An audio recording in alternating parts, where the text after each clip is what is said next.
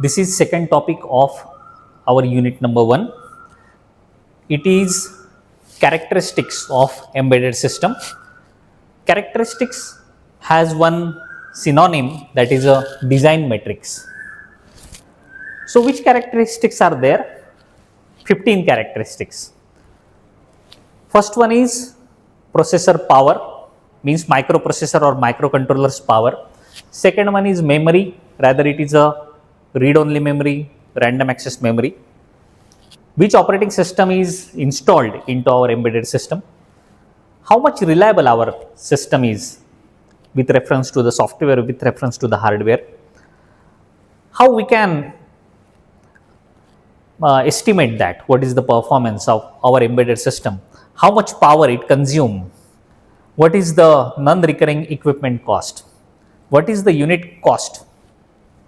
Then size with reference to the hardware, size with reference to the kilobytes, megabytes, likewise for softwares. How much flexible our system is and how much time it takes for manufacturing to the final product. Then how much time it takes for marketing. How maintainability it is having, how correctness it is having, and how our embedded system is safe. So these are the 15 characteristics. We will see briefly all these characteristics or design metrics. So as per processor power is concerned, we must say that processor is having its performance parameters, like it operates at what frequency, it operates at, if it operates at highest frequencies, then we can say that it is a fast processor. So processor power is a capability of a microprocessor, so that which can be recognized that what is the operating frequency of that processor. If the operating frequency of the processor is higher, means we can say that our embedded system's performance is more with reference to the speed. And higher power also enables the faster computation and the complex tasks. If our microprocessor operates at gigahertz, then its ability to execute complex tasks, its ability to execute the instructions increases. That's why you can say that it is much more powerful as compared to the megahertz processors. So operating frequency is one of the thing, and it is directly related with the speed of the operations, and it directly affects the efficiency of the computing. Processor power also recognized by the real-time deadlines. So the thing is that our microprocessor should deal with the applications with those are having very less latency time when we are talking about the real-time embedded systems. So our response time should be very less. If the response time is more, means you can say that the latency period is more. So the microprocessor takes much more time to respond on the interrupts those arrive to the system. So this should not happen. So the processor power is more when the latency time is less and response time is very less. So you can say that the system is very fast system. As per memory is concerned, that memory is divided into two parts. One part is a read-only memory, which is also treated as a flash memory. This memory is responsible for saving the program of our software. And second memory is a data memory, which is a random access memory, where our data can be erased after power resets. So the memory is having parameter of size like kilobyte, megabyte, gigabyte. So these are the units where we can refer to any size of the memory. Memory is also divided in three categories. First one is a primary memory, secondary memory. As per primary memory is concerned, it is directly connected with the microprocessor or microcontroller. As per secondary memory is concerned, we can utilize hard disk drives, magnetic disks, or compact disks as in secondary memory, and the speed of those memories is less as compared to the primary memories. So this is all about the memory. As per operating systems are concerned, the operating system of our desktop computers or laptop computers has huge footprinting. They have their own huge cabinet files, supporting files. This is not the case with the embedded systems operating system. So the operating system, those installed into the embedded system, those are having less footprinting. That's why these are few examples that QNX is one of the operating system. VxWorks is another operating. This is the vendor name actually. Real-time Linux, and in Windows it is a compact edition of operating system. So those are all having very less footprinting, and they generally made for the real-time applications, not for the generalized applications, real-time applications only, for embedded systems specifically. They have more flexibility and abstraction from the hardware. So they are directly connected to the hardware. They have direct control of the hardware.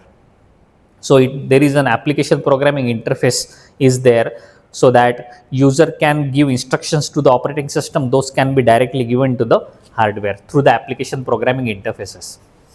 So those are time constraint and complexity constraint operating system. So this is all about the operating system. As per reliability is concerned, embedded system must be very reliable, because our expectation is that they should run for 24 hours, for complete month, for complete year. That's why those should be performed continuously for all the time. So those must be very reliable, and they must be correct in their application. Means each and every time if they perform something, so correct output is expected. So when we are expecting the correct output, means zero error output. So the system should be very reliable, and those build the user trust. Finally, when no errors are there, then they can build the build the trust of the users. So this is achieved using the testing and robustness. So continuous testing is done on the embedded systems, that how they perform, and accordingly you can say that the system is how much percentile that system is reliable. Next is performance. Performance is measured in terms of the efficiency of execution of any task. If a particular embedded system takes 1 second to execute a task, and another embedded system is there which is executing a task in 20 milliseconds, then you can say that the performance of the second embedded system is much more fast as compared to the previous one. So the performance of the system is depends on the central processing unit, how much memory that system has, and how many input and output devices it can support. So the performances depends on all these things. So speed and the predictability, these are the two main parameters. Those perform key role in the performance. So performance of the embedded system directly impacts the usability and the satisfaction of the end user. As per power consumption is concerned, most of the embedded systems operates on the battery systems. That's why they should consume very less power. This is our expectation, so that battery timing, battery life can be more. So if we would like to deploy the application where it operates on some battery kind of the things, then our embedded system should consume very less. If our embedded system is power hungry, in those cases the battery life get reduced, and it obviously affects the performance of the system. That's why the power consumption should be less. As per non-recurring equipment cost is concerned, if you are manufacturer and you are manufacturing one particular embedded system, so the equipment those are required to manufacture that particular system, and the cost which is required to develop one embedded system, it is treated as a non-recurring equipment cost. So the equipment those utilized for design and the development, for research and developing the prototyping and testing, all those equipment cost is treated as a non-recurring equipment cost. And unit cost means the cost which is needed to manufacture only one unit, single unit. So if you are manufacturing one mobile, so how much cost is required to manufacture that particular one mobile, it is treated as an unit cost. Okay, so this is the difference between these two. As per this is concerned, non-recurring equipment cost is concerned, it means how many equipments you have which is those are responsible for manufacturing only one unit and similar units after some time.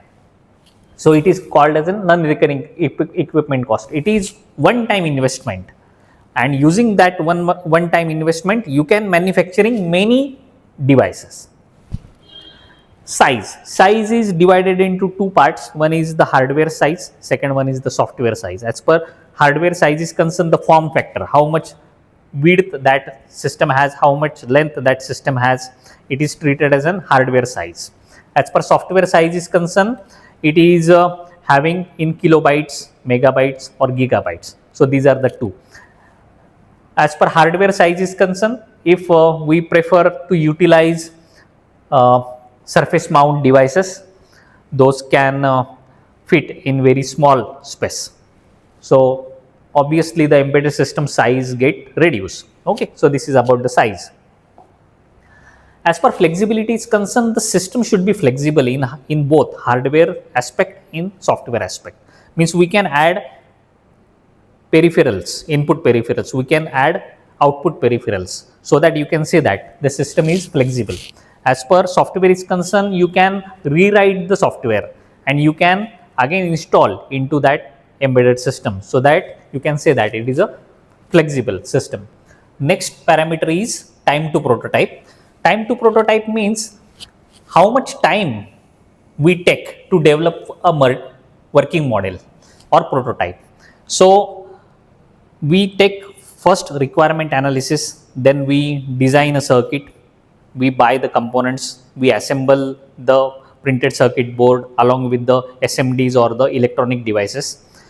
We identify the third party softwares that those can play a role for programming our embedded system, and when complete system is going to be created, developed, so you can measure the time from taking the requirement analysis up to the prototyping.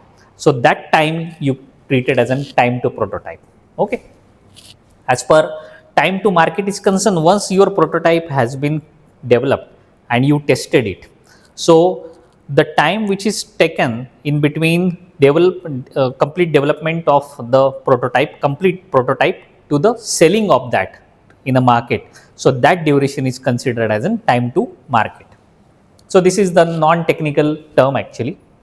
Next is maintainability. So this is also one important parameter, that how much easy our embedded system to repair and how much easy our system to upgrade, that is treated as an maintainability. So what we do, we divide our entire software into different modules, and if we would like to change something into that particular module, other module should not hamper.